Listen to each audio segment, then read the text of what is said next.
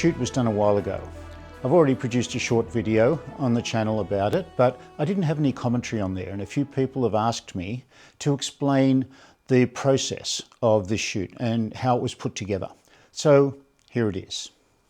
Now, the idea behind this shoot was to produce some spectacular shots of fire and a model.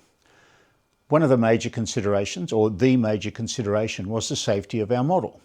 So the way that I decided to do it was to shoot the model and the fire separately, as you'll see in this video.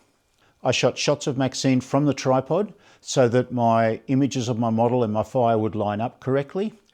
And after I've done those shots of Maxine, I moved her away to a safe place and I did the fire shots. Now, of course, anytime you're using fire, you need to take precautions.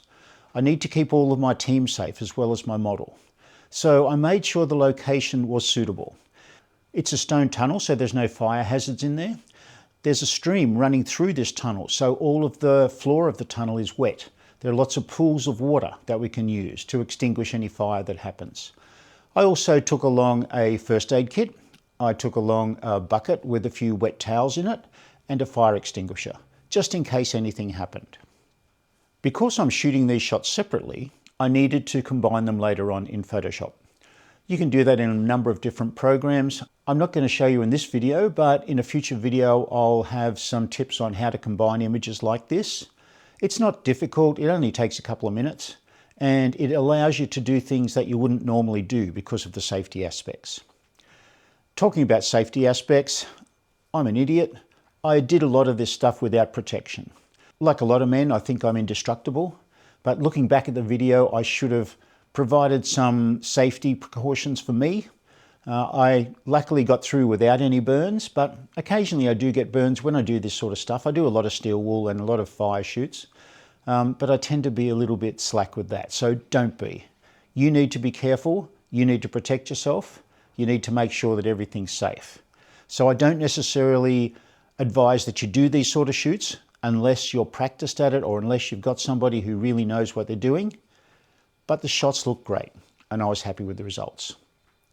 Here's the video.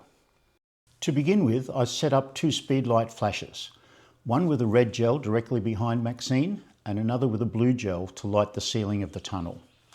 I wanted that red gel to show the effect of the sparks in behind Maxine to make sure that it looked more realistic. You can see the floor of the tunnel is quite wet, so we had to be careful. Maxine's in her heels, so we needed to be careful that she was safe. I took a few test shots just to make sure that the light on the back of Maxine's hair was looking good and the light in the tunnel. Because I had my camera set up on a tripod, I knew that these shots would line up relatively easily when I got them into post-production. If you don't use a tripod, it's going to be a little bit more tricky to try and line these shots up. I also wanted to use a bit of wind on Maxine's hair to accentuate that backlight on her hair. So we used a leaf blower just to blow a little bit of wind into Maxine's hair to make it look that little bit more spectacular. Now, my gel color didn't exactly match the tone of the sparks, but that was okay. It was close enough and I was quite happy with the results that we got. So we went through and shot quite a few shots of Maxine, various different poses. They were all full-length shots that we were doing because I wanted to include as much of the tunnel as I possibly could. We varied her clothing a little bit. She bought a few different outfits for this shoot, as you'll see later on. But having that little bit of wind in her hair just gave that backlight a little bit more punch. We also got a really nice warm reflection on the floor of the tunnel because of the water. And that made our shots look a little bit more believable. So Maxine was great. She always is great. She put up with a lot. It was quite cold this night, but she didn't complain. She's amazing. She's beautiful. You can see the shots that we got were terrific.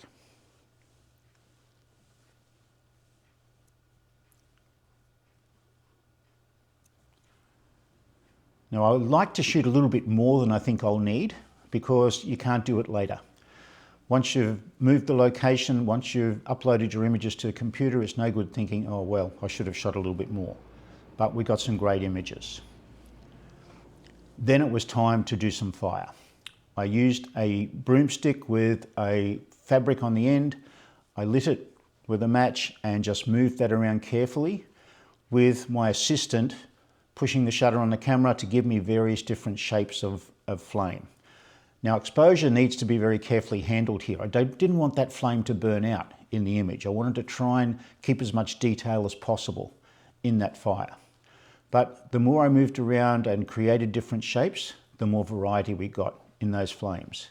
And again, I shot more than I thought I would need, just so that I could be sure of getting shapes that would work when I put it in post-production to combine Maxine with these images. Here are some of the results. I simply used layers in Photoshop to blend the two images together with a little bit of tweaking. My Photoshop work is fairly simple. I don't go into a lot of complicated Photoshop stuff, so 2 or 3 minutes per image is what I'm usually happy with. Then we had Maxine change, and we did a few more styles of image. A few more shots with that reflection on the ground from a lower angle, just to get a little bit more of that tunnel in the shot. And here are some of the results that we got. Various different outfits. You can see the blue in the top of that tunnel really sets it off. Then it was time to do some sparks. This is an arrangement I've made to fit my power drill, so we can throw sparks out all over the place.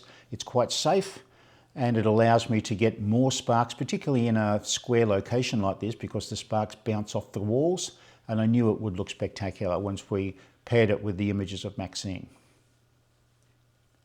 You can see these shots look fantastic. I was really happy with the results that we got.